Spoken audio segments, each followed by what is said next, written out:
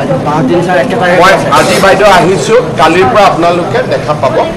এজন ছাৰ হাৰ্টৰ পেচেণ্ট এজন মানে আমাৰ ঢালাই গৈছে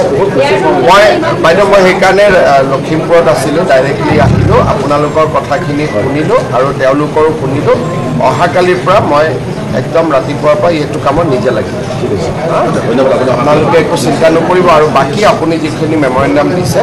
সেইখিনিও মই যিমান পাৰোঁ আমি ঠিক ঠাক কৰি দিম আৰু আপোনালোকৰ যি য'ত সুবিধা অসুবিধা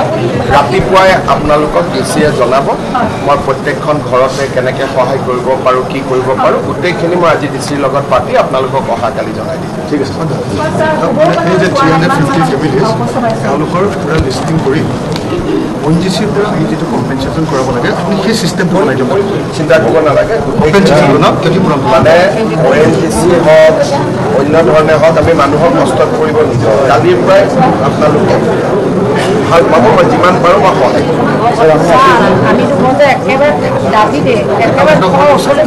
নাই সেইমতে যোন বেছি দাঁতি তাৰ কষ্ট বেছি হৈছে গোটেইখিনি আমি ঠিক কৰি দিম আৰু MLA-কো জনাই ৰাখিম আমাৰ বিমল বৰাও আহি থাকিব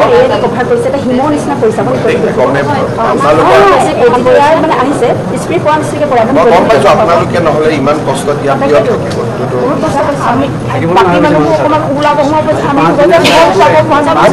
মই চাই দিম আপোনালোকে একদম চিন্তা নকৰিব